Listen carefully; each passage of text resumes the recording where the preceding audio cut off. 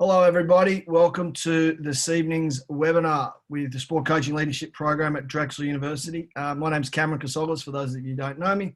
And tonight, we're thrilled to welcome a very dear friend of mine, Jamie McPherson, dialing in from the UK, London time. So it's 10 p.m. So we've got to keep it engaging to keep Jamie with us. But we'll have a fabulous conversation about the power of questions and the flow state. And fits really nicely with some of the previous webinars we've had. For those of you who's joined us, Sarah McQuaid, who may actually be hiding on the other end of the line here, did a fabulous presentation on getting better at getting better a couple of weeks back.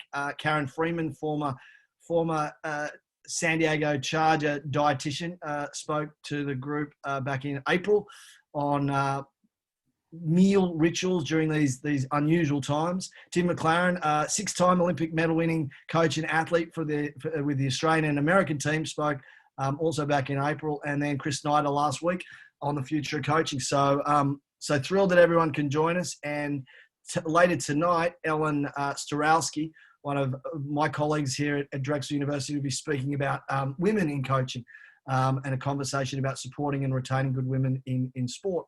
So, Jamie, welcome.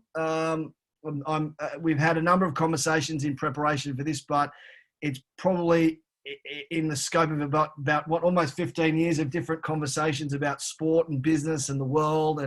And I know that you've got a lot of insights on this concept of flow, both from a business perspective, from a sports perspective, and also from your own personal perspective. So I know there are a number of folks on the line that are aware of this connection, but really looking forward to hearing your insights of how can we learn from business? How does business learn from us? So I'll hand over the screen to you, the screen share, and like we always do, if anyone has any questions, drop them into the chat function. I know a bunch of you left a bunch of questions in the registration, but Jamie, welcome.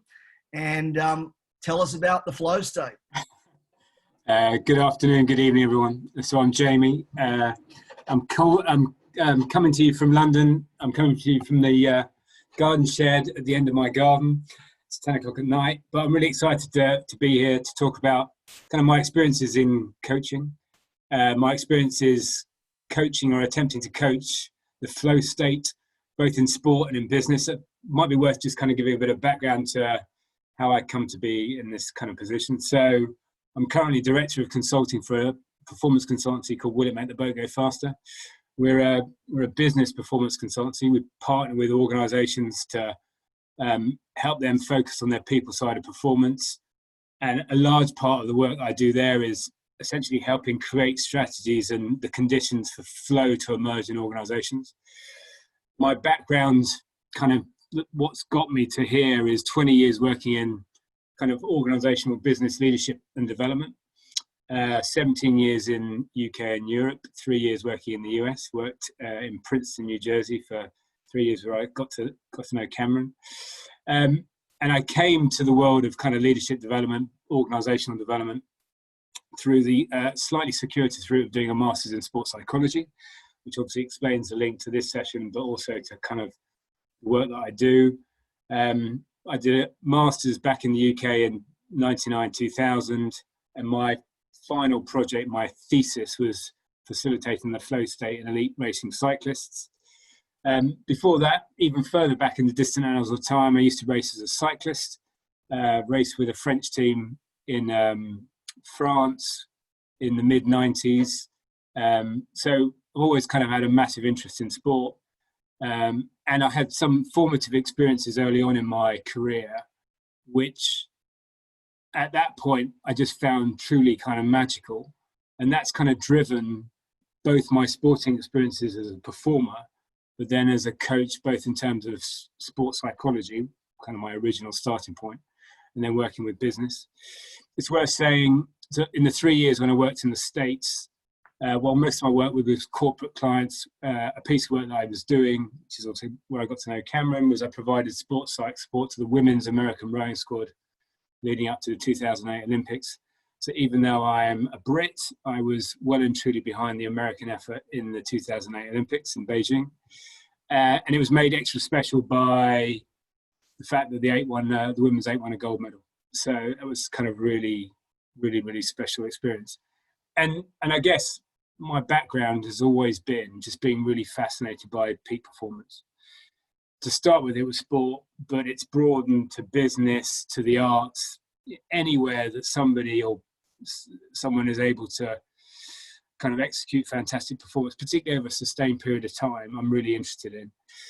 Because I think that this thing called the flow state is been proven to be found in lots of different contexts. So sports people, musicians, business people experience this kind of state of mind, and it's just a really kind of evocative state to get into. In terms of kind of my background, I guess how I came upon the flow state is probably worth sharing to start with, just in terms of kind of context. So even before the cycling, back in the day, if you grew up in Britain and you're really interested in sport, you tended to play 2 sports at school. In the winter, you would play what you guys know as soccer, we call it football. And in the summer, we play a strange game called cricket, which is, I guess, has some similarities with baseball. And it was actually through playing cricket at a kind of a school and kind of regional level that I had this experience, which at the time was just utterly amazing, and I couldn't explain it, but was the catalyst for my kind of interest in flow. So without going too deeply into trying to explain the world of cricket, because I know it's a kind of a strange, oblique sport if you're coming from an American audience, but batters and bowlers is the kind of the main part thrust of the game, in a similar way to baseball, where you have pitchers and you have batters. And you have a really hard ball, much like in baseball, which is basically bowled, launched at you at up to 100 miles an hour. And so in terms of being a batsman, which is what I was, the sense of kind of danger and needing to perform in the face of danger, even from quite a young age, that's a key kind of skill set to have. And there was a particular pitcher, to use a baseball language, who I used to play against regularly, who, to be fair to say, every time I faced him, every time he bowled to me, pitched to me, created fear for me. And we all know that when you're fearful, you're less effective, you're not performing as well. It's really not a great place to be, because you're always recalling. You're always kind of nervous. You're not being confident in how you look to strike the ball. Anyway, there was this one particular game, and completely out of the blue with this particular bowler, I just got to what we would call the crease, I don't know where you would bat from. And for the next hour and a half, it was just a completely crazy experience, where I was completely in control. I was having fun. Things were slowing down. I had great perception, and I was hitting this guy's bowls all over the place. And for about an hour and a half, it was just really, really easy, and I couldn't work out what was going on. It was fantastic. I scored masses of runs, which is kind of the equivalent of doing home runs, and it just kind of left me dumbfounded. It was clearly this kind of magic experience that I stumbled upon, but I couldn't explain where it come from. I couldn't understand what the catalyst was, because every other time that I'd played this game, I'd basically been fearful with this particular bowler. And that just started that kind of curiosity, because it was one of those experiences where I was like, wow, if I could do that every time, that's like the keys to the vault. That is like, you're just going to be scoring so many runs, your performance is going to go out of the park. And it was just a really impactful experience, kind of in terms of my thinking. And then fast forward, getting into bike racing later on, I had an experience when I won a bike race, last 3 kilometers of a race. Again, a similar experience where things suddenly became really effortless. Cycling in a different way, for those of you who have done it, it's quite physically grueling. And just had this incident for 3 kilometers towards the end of the race where everything was effortless, everything fell together, and I ended up winning. It was actually the first race I ever won. And again, it was a sense of, that doesn't normally happen. Normally I'm kind of like, you know, good bits, bad bits, but never this kind of sense of effortlessness, ease, confidence. What is this?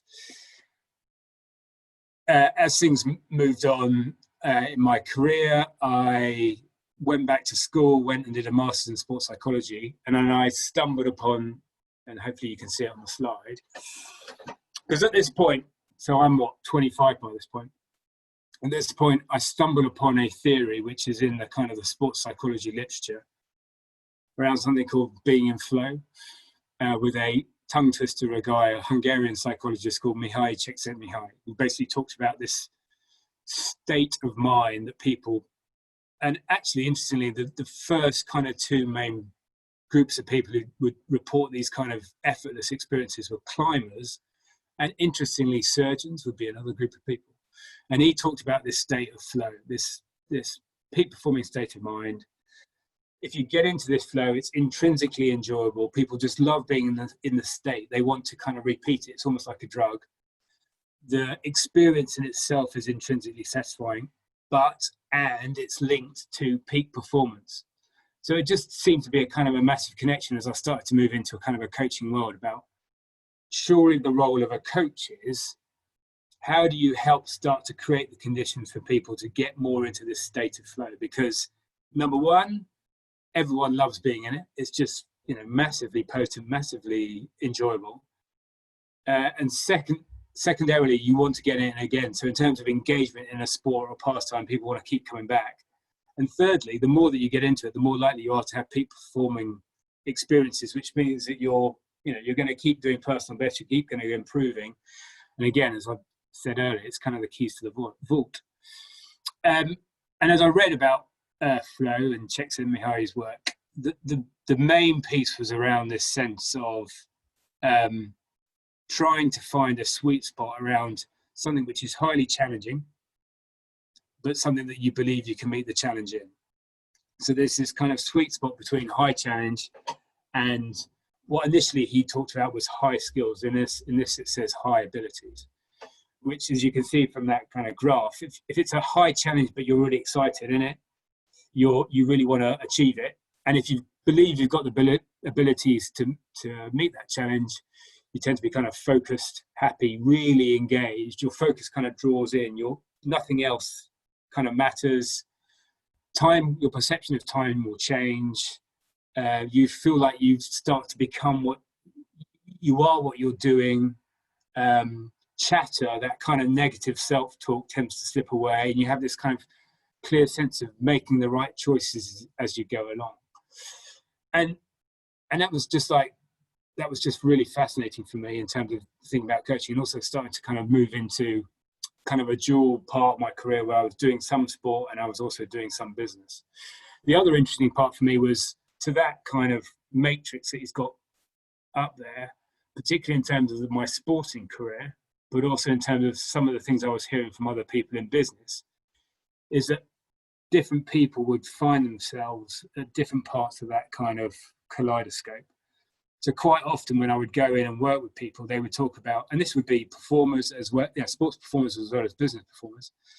They would talk about actually how I feel about a particular challenge is I feel high levels of anxiety. I feel quite worried about whether I can do it. I might feel apathetic. I might feel bored. That whole sense of starting to think about, well, actually, what is the level of challenge that you are setting for yourself? And also, what are you doing in terms of making that challenge exciting, achievable, but also in line with what you believe you can do, was key to kind of creating this flow state. So from having had originally this sense of just these amazing experiences as a sporting person, I suddenly now, in my kind of career, partly with athletes and partly with business people, got a framework in terms of thinking about, well, actually, how, when I coach, can I help people and actually help myself as a kind of, by that point, a weekend warrior athlete, get more into this flow state? Because it's intrinsically enjoyable, that's got high meaning anyway. And secondarily, if it's linked to peak performance, and it's positively correlating with peak performance, that means that people would keep improving. And part of this kind of matrix help me realize that it's something around, well, if it's high challenge, do I have the belief to meet that high challenge, first of all? Secondarily, if it's a high challenge, have I broken the challenge down into a series of process steps, which means that I can bring my focus in and be completely in the now, which is another characteristic of being in flow. And how can I think about and help my clients, for want of a better phrase, think about their challenges in such a way that they can get into this much more resourceful state. So, for example, if they're feeling anxious or worried, how can they maybe reduce their challenge or break their challenge down to a greater degree, which will mean that actually it is more in line with the beliefs that they feel like they have, the abilities that they have. So suddenly it was like, well, this is kind of my goal in terms of coaching. How do I help people find flow? And then this is where I was starting to kind of cross over in my career from doing sports work to doing more business work. And a key part in all business work, much as it is in kind of sporting work, is the foundation stone in terms of flow and clear goals and things like that, and breaking down the challenges, just helping people set really good goals. I know it's a kind of a founding stone in terms of sports psychology too, but in business it's massive. In business it tends to be less about the specific performance and more around short to medium term lengths of time, so thinking 3 to 6 months. And there are a variety of different frameworks out there, but in terms of informing my coaching, but also as a route into helping people think about how they can get into flow, learning about a framework to set goals is really, really helpful. So this is one that I typically use now in terms of the work that I do particularly with my business clients, and to setting clear goals and to helping increase the likelihood of achieving flow. It's around kind of levels of goals. So at the top level, there's this sense of, well, what is your crazy goal? What's the amazing thing you'd like to achieve? Which the amazing is quite key from two standpoints. Number one, there needs to be some degree of stretch for you to have a meaningful challenge for you to get into the flow state. Amazing also speaks to you being excited and being engaged by the idea of what you're trying to achieve. So first of all, getting somebody to go, what's the amazing thing you'd like to achieve in whatever kind of field you're working in. And that might be, it'd be amazing for me to get promoted through to, it might be amazing for me to win an Olympic gold medal, whatever it might be. And that's the kind of the top level piece. Then spending some time actually then asking some questions which draw out a next level of detail, which again is starting to break the goal down, which again helps facilitate that sense of breaking down the goals, breaking down the challenge. So again, making it easier to achieve that flow state. And that's around what we would call the concrete layer, which is essentially, if I want to win an Olympic gold, or if I want to get promoted, how will I know when I've achieved this? What kind of performance, or what key performance indicators will I need to hit? What will be the number for each of those metrics, and by when? So what you're essentially doing is you're creating some finish lines and creating some control around, well, promotion might be doing 3 record months of sales in a row. It might be something to do with growing a market share. It could be to get that all done in the next 3 to 6 months, for example. So you're creating some definitive finish line. In sport, it might be more easy to define, but it's a sense of, in terms of winning an Olympic gold, it might be achieving a particular time for 2,000 meters. If it was rowing, it might be doing it on a particular day. It might be winning or getting into the top 3 in particular regatta, so you get selected. But the concrete layer gives definition and it gives teeth to that crazy goal statement at the top, which on its own is just kind of a dream or aspiration. Then the next level down in terms of goal setting is, once you've got those kind of metrics in terms of what's the performance metrics, what's the concrete stuff I need to hit that will give me that crazy goal, then you're into the control layer. So what's the kind of stuff that somebody would need to take hold of and work on? What are the buckets of control stuff that I might need to work on, that if I pull all those things together will help me produce a performance which will help me hit those metrics, which will help me achieve that goal? I mean, this stuff is completely in our control. So I can improve the quality of my stroke. I can improve the quality of my strength, I can improve the quality of my score. I can improve the quality of the teamwork so that we row together in time, for example. But also in terms of control layers in a business setting, you can think about I can make a number of calls on a certain day. I can increase my ability to close more effectively. I can think about who the clients are that are really buying right now. There are a series of buckets that you can build, which again is giving you more detail around starting to get into almost the week by week projects, which if I improve them will affect the metrics, which will help me get closer to achieving that overarching goal. And then to the last bit, which is what we would call the everyday layer, which is around what are the everyday or moment by moment actions that I need to take and I need to focus on, that I have control over, that will affect those different areas, which will affect those metrics, which will affect that top level crazy goal. And the key piece of the everyday layer is when we're in flow, that's what we're most focused on. And we've got a clear line of sight between what I'm doing between 9 and 10 in the morning and how that affects a particular area that I'm focused on, how that will affect a metric I'm trying to hit, and how that will affect the crazy goal. So helping people get that clear line of sight between what am I doing on an everyday, moment by moment basis, how does that impact on those project kind of control layer buckets, how does that affect the metrics, and then how does that affect what I'm trying to achieve overall. And in an athlete context, the everyday layer is often what's the moment by moment stuff I need to be focusing on, for example, in a 2,000 meter race. So there's some stuff around the start, there's some stuff around timing, all sorts of different process would be another piece of language that people would use that I need to focus on. So that was kind of a big learn in terms of actually goal setting is a big way towards helping to facilitate flow state, be it in athletes, in moment by moment performances, because you're breaking down the challenge, which makes it more achievable.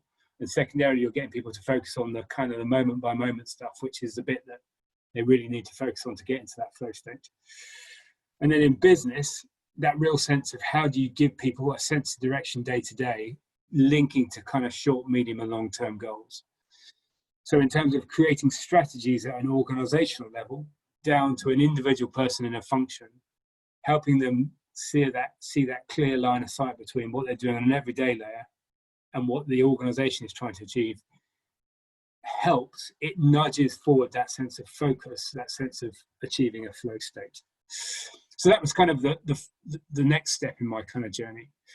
And then in terms of the business experience, I worked with a particular consultancy, which were, by their own definition, particularly non-directive in how they coach. And for them, non-directive was basically this process of just asking questions.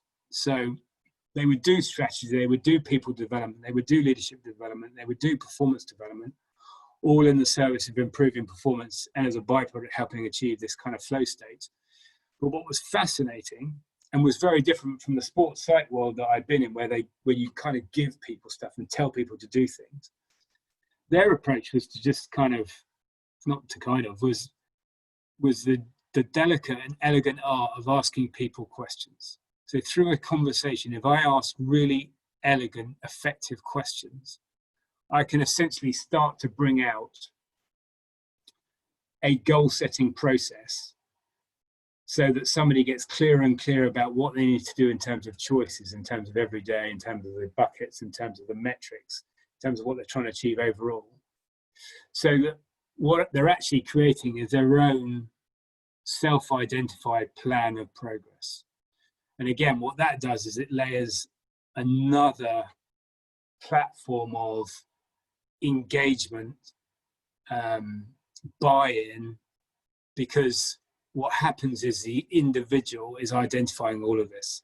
And this is around a framework which now has become my kind of bread and butter in terms of how I work, around how you ask questions.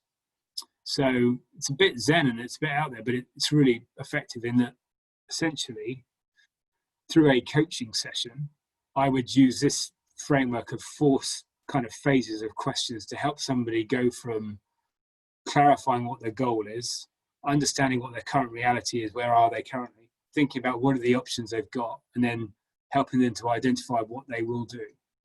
So, which again helps them to identify a really clear focus around what they want to achieve, why they want to achieve it, where they are currently, what they need to do, how the steps they need to take, and the steps being critical to helping achieve that kind of flow state process focus. And I think it's originally based on some work by a guy called George Alexander. It's one of those models which in a business leadership and development setting sort of been around the houses. When you see a practitioner really using it effectively, it's pretty amazing. And the view is that in a conversation with a performer, with an athlete, with a business person, you would be sitting down and asking them questions around what their goal was, questions about what their current reality is, where are they currently. What that immediately starts to do is, by getting clear about what the goal is, you create a vivid picture of the future they want to achieve.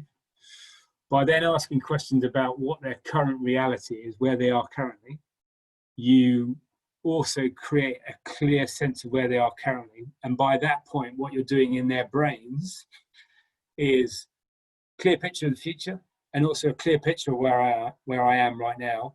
So what starts to emerge, and you can draw out further, is then, what are your routes? If this is where you want to get to and this is where you are, there are a variety of different routes you could take.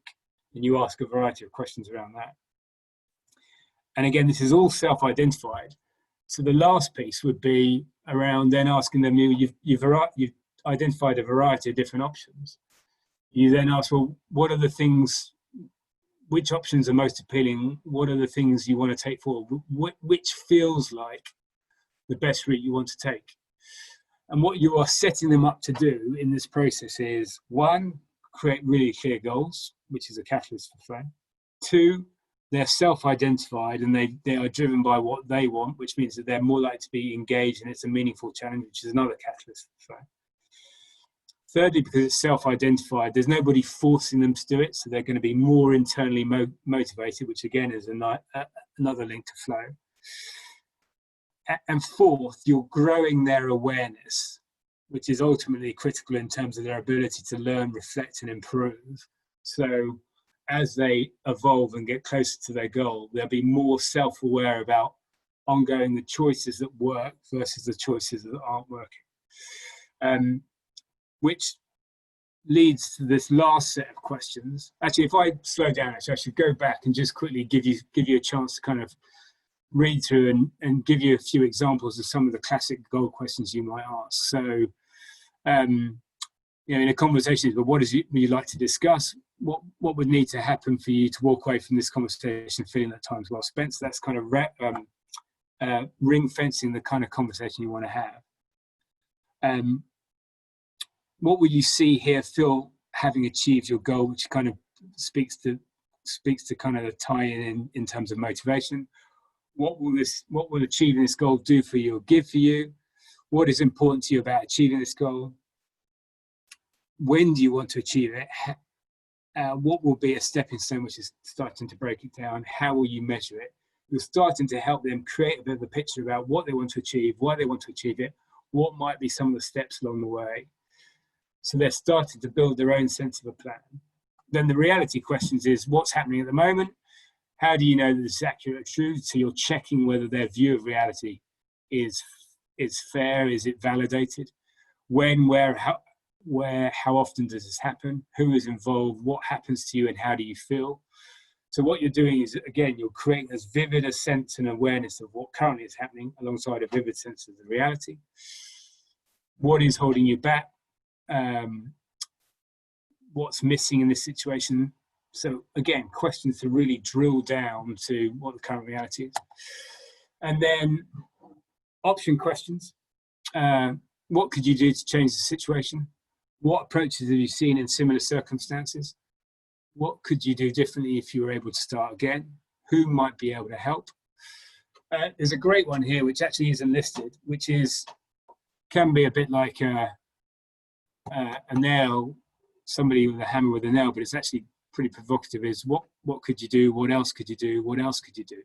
Because in this phase, what you're trying to do is get people to come up with as many possible options to take them from where they are currently to where they want to get to. But here you're trying to get them to think differently and think innovatively, but also think in terms of trusting their own inner kind of sense of, yeah, that might work, that might work. I think people have lots of ideas, but in my experience, they're sometimes so concerned about what other people might think that they're nervous to try different stuff, which might be the thing that gives them an advantage. And then lastly, the will questions. So having identified all these options, what are the next steps? Precisely when will you take them?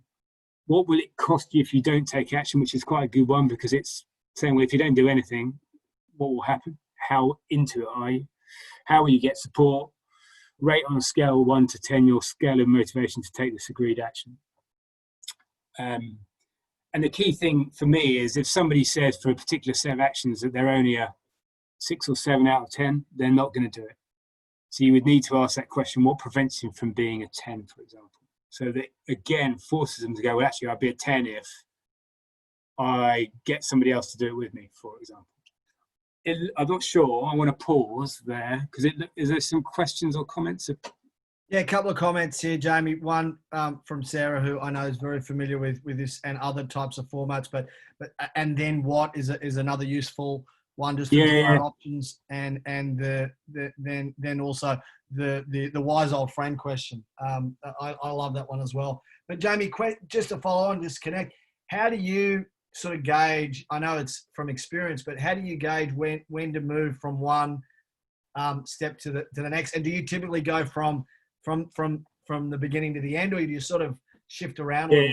And experience has taught me, and again, I might come across as a bit of a pseudo kind of Zen practitioner or something, but when I'm in these conversations and I'm asking these questions using the GROW model, the key thing for me is imagine that I'm stupid, i.e. I can't see what they're doing. But if I ask questions and give them the space to tell me what they want to achieve, tell me what the current reality is, I'll start to be able to see it. So when I ask the G questions, until I've got a clear enough sense in my own mind of what they want to achieve, then I can't really move forward. I can't move to the R, because if I can't see it, then they definitely can't see it. So it's almost like I'm a blank canvas. So slightly weirdly, you're almost going in, I don't know anything but the art of asking questions. But my questions need to be searching enough, and I need to give them the space to properly answer and be curious enough. So when they answer the question, they paint a picture of the goal that they want to achieve, what it will look like, how they'll know, how they'll measure it. And as soon as I get that, then I'm like, well, I've got a clear enough sense of it. And if I've got a clear enough sense of it, then they will have. And then I can move into, okay, so what's happening now? How is that future different from what's happening now? That's broadly my rule of thumb. So there is a sense in these conversations where it's like, and I know it sounds a bit funny, but the less I know, the better. You're there, my questions are there to help you educate me on what you want to achieve. Because it's all about what you want. The more that I can get a clear picture for you into the future where you want to get to, if it's clear, that's great for flow state. If you've identified, it's great for flow state. And if we can break it down, it's great for flow state. And to break it down, we need to know where you currently are, and we need to know what the options are, which will be the steps to get there. So that would be kind of a piece in terms of over time, that whole sense of, I can't see it yet. I want to be a good salesperson. It sounds good, but I can't see that. What's going to be happening? How am I going to know? Well, I'm going to be doing 2 million a month. Who with? What does that look like in the sales conversation? What will you be saying? What will you be doing? How will we know that that's different? What's the finish line? Then it's like, I've got more of a sense then. Right, then we can move forward. It's kind of how I work. And when I stumbled upon a peer colleague who was, he wasn't really a peer, he was 15 years older than me. It was quite a bizarre situation, because what I noticed was ultimately through most of the conversation, he just asked questions and gave the person the opportunity to articulate really clearly where they wanted to go. And his skill was to listen and ask a good question to follow up. So there's an element of this is a bit like counselling psychology, but with a goal. what you're trying to do is, it's your space, create the environment where you're safe enough to kind of talk out what you want to talk out. The client do that, but it's like, to what end? What's the goal here? And let's create some teeth around that, because that's where the flow state comes in. That's where, self-agency might be another word. And so I guess the interesting thing for me was, flow state being clear goals, a sense of stretching challenge, but not too challenging, building belief, to having enough belief that I can get there, a sense of clear plan to how to get to that place. This was a nice fusion about how do I help create flow state. And ironically, when I was working with the athletes, I was still probably more in a state of, here, let me do something to you. Let me tell you some things about pressure, or let me tell you some things about this. There was some questioning in there, but I think I've evolved even more to kind of going, well, what does pressure mean to you? Well, what would it look like for you to not feel pressure? What does excited look like rather than pressure? What bits don't feel, you can start to go into the sense of questioning, which, for another level, I find just wonderfully intriguing, that you sit there, you ask great questions, and somebody at the end of it goes, that's been amazing, because you've really clarified what I wanted to do, and I'm really engaged and I'm really excited, and I've come up with some ideas I didn't think I was going to do, and I'm going to take them forward. And all you've done is sat there and asked questions. But that's such an underestimated skill, I think, to be able to do that. So what about responses to some of these questions where you get stumped? Whether it's go off the slide. What are your next steps? I don't know. Right. Well, yeah. I mean, it's a fair challenge, and then there are some tools and some questions which can sort of get you out of jail, which might be, what would a wise friend say, or who's somebody that you've seen do this well? What could you do that they've done? I think the other thing too, though, is, again, to peak performance in any discipline, it's about responsibility. And the genesis of responsibility is, I'm prepared to think long and hard about how I can do this. Now, there may be times where it's like, who do you need to go to find out where you might be able to get that? Or I could provide some expertise here. But the danger that I provide some counsel or some advice, it starts to become less their thing and more my thing. And I think the thing is, it's almost a test. How much you want this is, are you prepared to think about how you could do this? And let's use this time. Well, okay, so what could you do? Let's brainstorm. Let's suspend judgment right now. If you don't know, what could you do? And if you're really up for this, because then if they go, I don't really know, then I would go, okay, well, then you're into a different thing. You're going, so what I'm noticing here is you don't really know how, and again, this is where it gets quite edgy, because, sometimes people go, this is quite nice and friendly and everything, but this is edgy, is that, what's your level, how much do you really want this?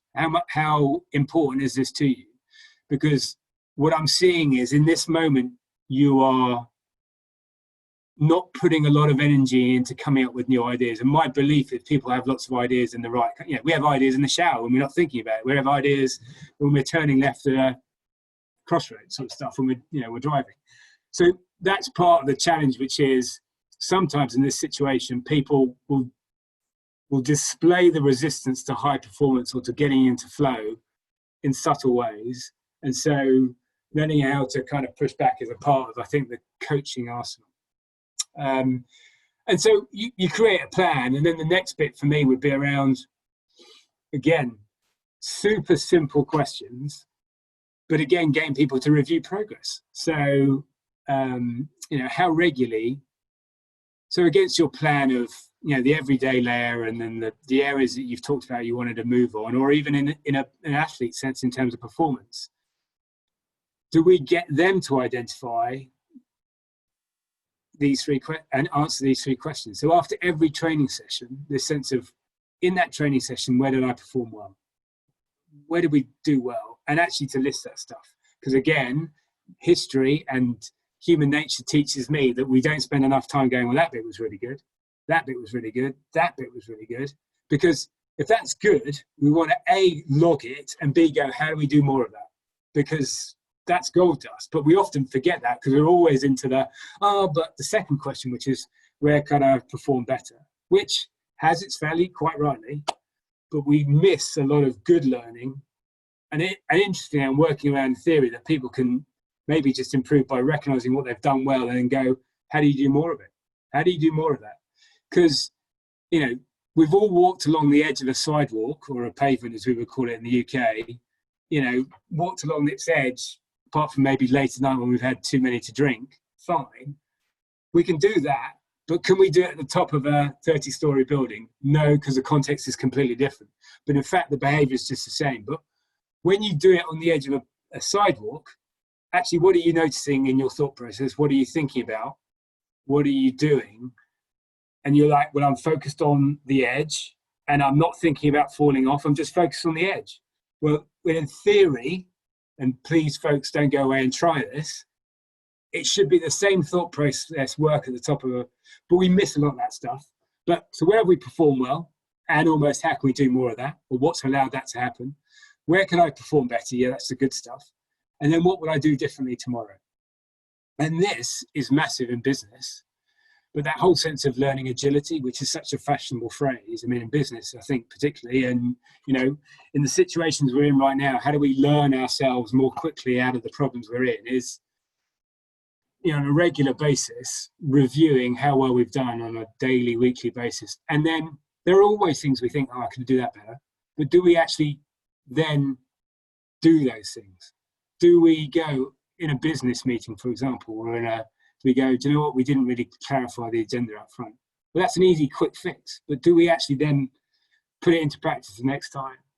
And again, so it's question-based again. But what's key is disciplining people to properly get curious about what's gone well, why did that go well, and how do we do more of that as a first kind of tier. Yeah, then where can we perform better? And then what's one or two things we could do differently? And embed those new things. Because then if you learn every day, then the results will come to you rather than trying to chase the results. That's the other piece, which again is classic. And the other thing is the more that you learn what's gone well and why, again, back to the flow state, one of the characteristics is you're very process focused. You're in the moment. You're aware of choices that you have and you make the right choices. The way you perform well is actually that implicit experience and data, which further informs how to make the right choices during a performance or at a particular clutch moment. So for me, this whole sense of questions as a route, particularly in, you know, that I've learned through business, is now kind of a real mainstay in terms of both at an organizational strategic level, helping organizations get a clear sense of the goal plan, and then helping people learn and review. So at an organizational level and at an individual level, that sense of clear goals, getting the right pitch between high challenge, high belief, making it self-identify so they're more engaged, it's a more meaningful challenge, all of that stuff leads to greater likelihood of flow. I feel like pausing. I don't know quite why. No, perfect timing. Just good questions coming from Gangadeep in terms of how do you teach this to employees? And I know that we were chatting about this before we got started, just the difference between in preparation for, say, an Olympic Games or a major event, there's a finite beginning and ending. And can you speak a little bit to when you've worked with athletes in sort of managing the practice setting, how that's similar and also different to, you know, the workplace of the sort of mundane day-to-days, no beginning, no ending, maybe a presentation or you know, some performance from periods of time?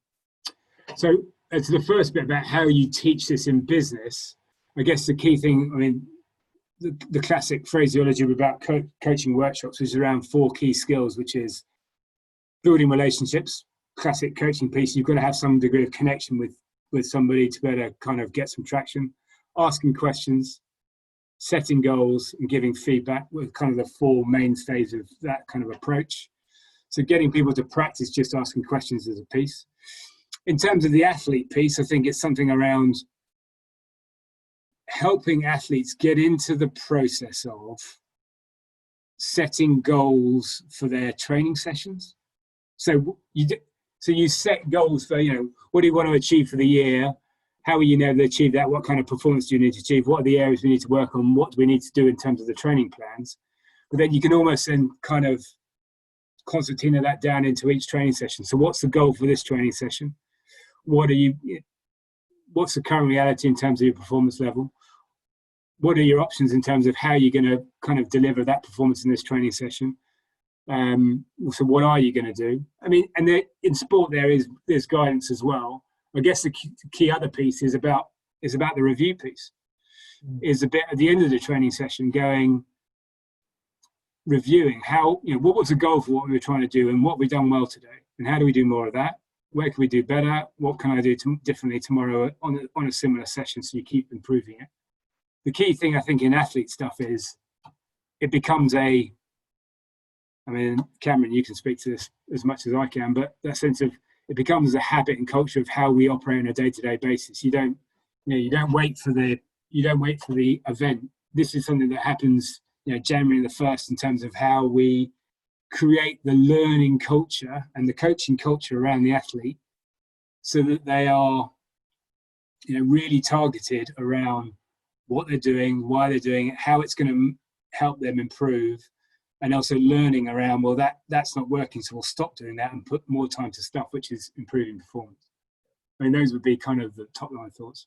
No, for sure. I think that's very helpful, and particularly in terms of Sarah's question here on the culture that if you look at performance reviews or even in the sport context, if it's once a year and you tell everybody all the good things they do and a couple of things they need to quote unquote improve, you walk out of there and you don't hear the 98 things that you're doing, maybe the top of your game, you walk out of there kicking the ground going, well, why do they tell me I need to be more organized? Or why do they tell me, this one time when I showed up late that I needed to turn up on time? So it's the culture, but it's also, is that a daily thing? Is it a weekly thing? How do you string this out so that when you do that annual review, it's not, well, why didn't you tell me that 6 months ago?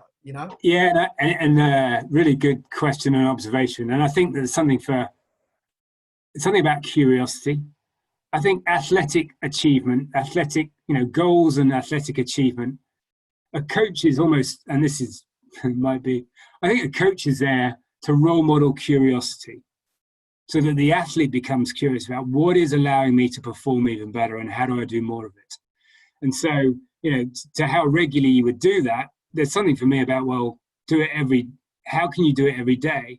The challenge, I think, for the coach is, how can you be curious so that you don't just keep seeing the same stuff? You can notice new things each day because each day is unique and different. So therefore, the athlete starts to notice. And I think the other thing is, and I mean, this is where the business and sports psych is different from being a technical or more of a technically based skills coach, is a sense of getting the athlete to do the first part of the review. So your role, rather than being just the expert who provides a feedback mirror, in this part of your role is, I'm here to help them become even more self-curious by using some really great questions to really challenge them to go, actually, that bit was really good, how do I do more of it? And so therefore, to hold back with giving initial feedback yourself, because as soon as you give feedback as a coach, then they'll listen to you and they'll potentially disregard their own awareness. So the key thing is, what have you noticed? What's gone well? Why? What were you doing? How can you do more of that? And then I'll add some external view. Would be some other bits and pieces. The other piece I kind of wanted to talk about, which I think as well is intrinsic to flow state, and is a big thing for me, is about building belief. Because the other thing about the flow state is, so they talk about high challenge but high belief in your abilities. And the key thing to getting into flow state isn't that Cam, as my coach, says, Jamie, you can do it. It's about me as the athlete or me as the performer believing I can do it. So Cameron can say that I can do it until he's blue in the face. But if I don't believe myself, then I'm not going to get into the flow state. So again, for me, beliefs are critical because they drive everything. And that beliefs are in all sorts of different places in the training process and all that kind of stuff. For me, a belief is a thought that feels like a fact. So basically I've had a bad performance and I've gone, oh, I'm rubbish at this, or I'm shit at this. And it's a thought. And then I'll keep noticing that I do it each time. And I'll notice when I'm not very good at it, I'm rubbish at it. To the point it becomes, that thought becomes almost like a fact for me. And it drives everything that I do. So that belief drives my belief that I'm rubbish at something, drives the feeling that there's no point in me training. I'm rubbish at this. I don't want to do it. The attitude is I won't show up. Hang on, wrong way around. And then it affects how I show up in terms of actually what I do, the decisions I make, the actions I take, whether I persevere, and then classically the results that come out of it. That's that kind of classic belief and results piece.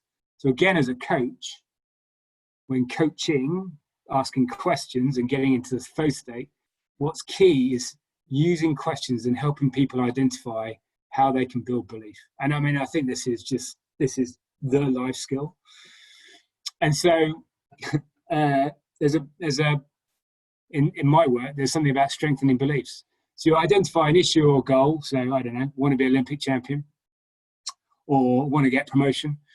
Then I have to be honest with myself and go, what's the underlying belief I currently hold about my ability to do that? And I might be like, do you know what? Me, Olympic champion, I might go, I just don't believe that's possible. And then you have to go, well, is that belief helpful? If I don't think it's possible, it's not helpful. So I need to change my belief. And beliefs are actually quite malleable.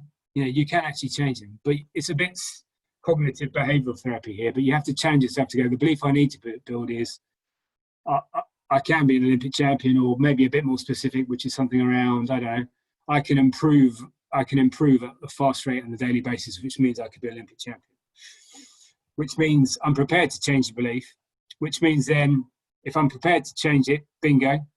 If I'm not, I need to alter the goal. Why try and achieve a goal if I'm not prepared to change my belief? So rather than try and be an Olympic champion, I'll try and be the best guy in my street, for example, to prove the point. If I'm prepared to change my belief, then I identify an alternative belief, which is belief I need to hold is, yes, I can improve at a fantastic rate on a daily basis.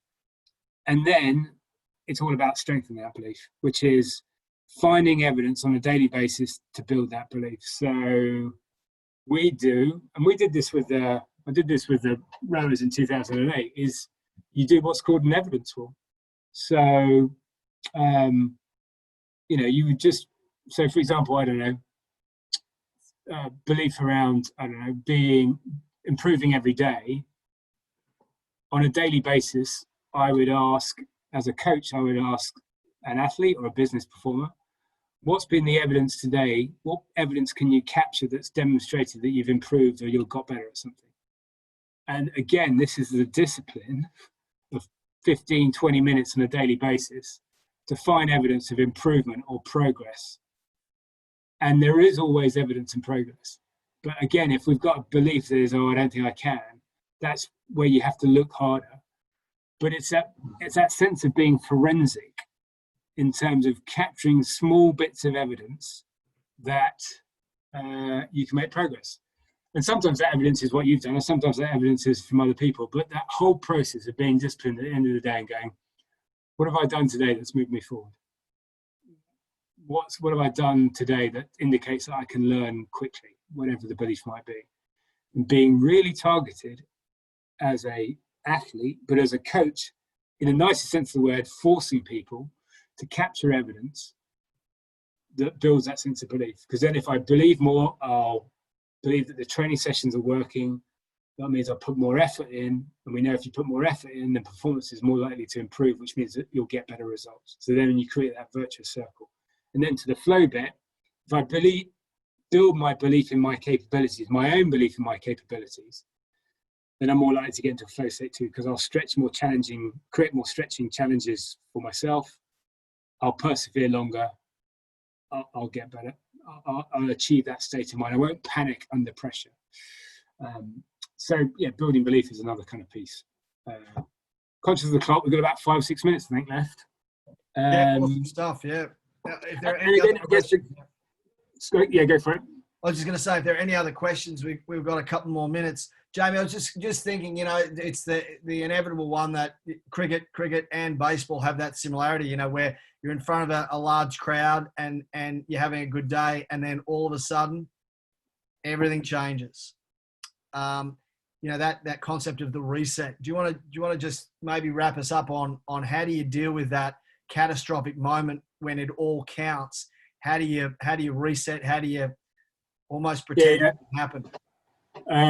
So I think there are two strategies as a sports psychologist or as a coach that I would be in play, and I think it links to the evidence for building belief, and I think it links to the clear goals. First of all, things happen. That's the way it is. I mean, you'll have bad moments. There are two things. One, get back to the clarity of mind around what's my plan and what's my goal strategy for my best performance. And secondarily, firstly, actually, the first strategy is how to forget and drop that bad experience. It's gone, it's done. Get back in the moment, take some breaths, which is a way of centering yourself and also changing from being in panic flight mode to fight mode, that sense of congruence, and then get back into having a really clear plan about what's the ideal performance again. So the clearer you have a plan for what the ideal performance is, things won't go right at times, but then to recognize it's gone wrong, to have a strategy or a phrase around just forget it, it's gone, breathe, and then remind yourself of the key focuses, which might be around look at the ball, feel the bat, or the whatever it might be. But what is your moment by moment, everyday focus strategy for back to being the best performance?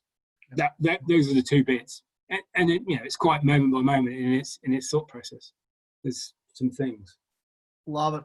All right, one last question. What if while working with employees you realise they're doing the wrong thing?